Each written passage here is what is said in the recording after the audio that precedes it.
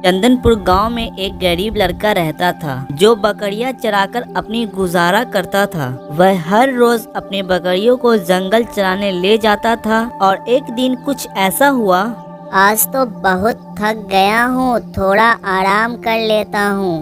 वह कितनी ठंडी ठंडी हवा है, मुझे भी बहुत नींद आ रही है। ऐसा कहकर वहीं पर सो जाता है। कितनी अच्छी नींद आई। चलो बकरियों को देख लेता हूँ। अरे इसमें से तो एक बकरी कम है। आज तो मालिक मुझे पक्का नहीं छोड़ेंगे।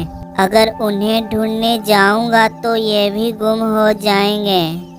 एक काम करता हूँ, इन्हें पहले घर छोड़ आता हूँ, उसके बाद उसे ढूंढने जाऊंगा। तभी वह बाकी बकरियों को घर छोड़ आता है। चल मेरी बकरी चल, हा हा चल चल। फिर रमेश अपनी सारी बकरियों को घर पर छोड़ देता है। गुम हुई बकरियों को ढूंढने के लिए चला जाता है।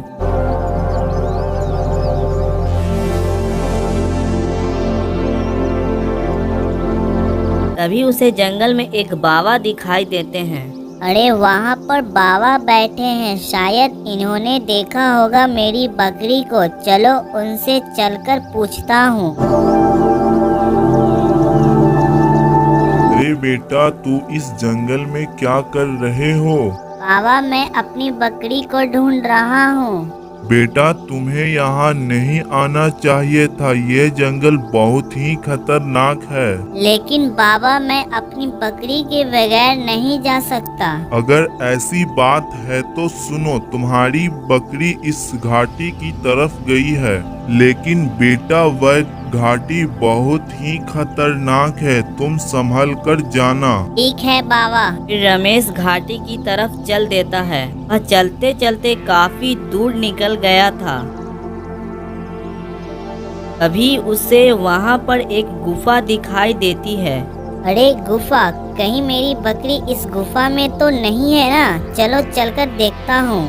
गुफा बाहर से बहुत डरावनी लग रही थी, फिर भी रमेश हिम्मत करके गुफा के अंदर चला जाता है। मेरी बकरी तो यहाँ भी नहीं है। अब तो मालिक मुझे नहीं छोड़ेंगे। अब क्या करूँ? रात भी काफी हो गई है। आज रात यहीं रुक जाता हूँ। बहुत भूख लग रही है और नींद भी नहीं आ रही है। काश मेरे पास खाना होता। रमेश इतना ही बोलता है कि उसके पास खाना आ जाता है। ओह खाना, लेकिन ये खाना कहाँ से आया? इस गुफा में तो यहाँ पर कोई भी दिखाई नहीं दे रहा है। खैर भूख तो लगी है, खा लेता हूँ। फिर रमेश उस खाने को खा लेता है।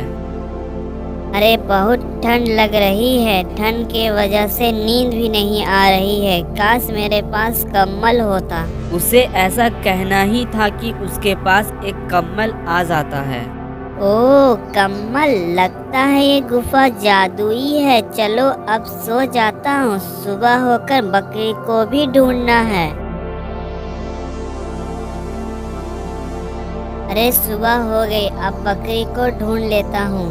अरे मैं भी कितना बुद्धू हूँ। कल मैंने इस गुफा से कहा, गुफा ने मुझे दिया। एक बार बकरी को भी मांग कर देखता हूँ, क्या पता मेरी बकरी मिल जाए। ये जादुई गुफा मेरी बकरी दे दे। रमेश गुफा से बकरी को मांगकर गुफा से बाहर जाने लगता है। अरे वाह मेरी बकरी, ये जादुई गुफा तो सचमुच कमाल का है। चलो अब घर चलता हूँ।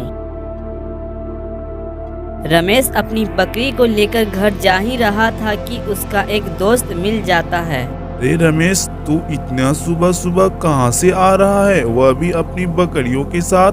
अरे क्या बताऊँ, मेरी बकरी गुम हो गई थी, इसी को ढूंढने गया था। और रमेश अपने दोस्त को गुफा की सारी बात बता देता है।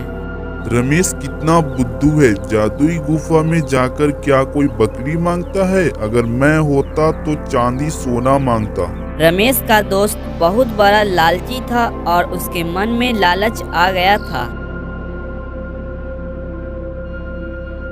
बहुत ही जल्द उस गुफा में पहुंच जाता है और गुफा से कहता है, अरे जादुई गुफा, मुझे इतना सोना दो कि जिंदगी भर गिन ना सकूं। फिर उसके पास सोना आने लगता है, लेकिन उसे पता नहीं था कि वह क्या मांगा है। अरे ये रुक क्यों नहीं रहा है? अरे मुझे कोई बचाओ, अरे बचाओ, नहीं तो मैं मर जाऊंगा, बचाओ भाई। रमेश के दोस्त के पास इतना सोना आता है कि वह सोने में डूब जाता है।